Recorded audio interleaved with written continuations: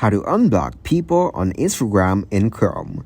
Hello everyone. In this video, I will show you how to unblock people on Instagram in Chrome. First of all, open up the web browser. Then search here for Instagram.com. After opening up the Instagram, click on search icon from the bottom. Now search for the friend or anyone you want to block first. After that, click to go into their profile. From the profile, click on three dots and choose the block option from here. And click to block that specific person from here. Once you've blocked the search, refresh your page and click on the search icon. Then, again search for the person you want to unblock. Now click on three dots from their profile and click to unblock their account from here. You can block or unblock anyone from here. Thank you guys for watching this video. Hope you got some value.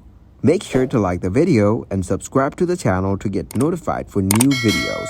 See you in the next one.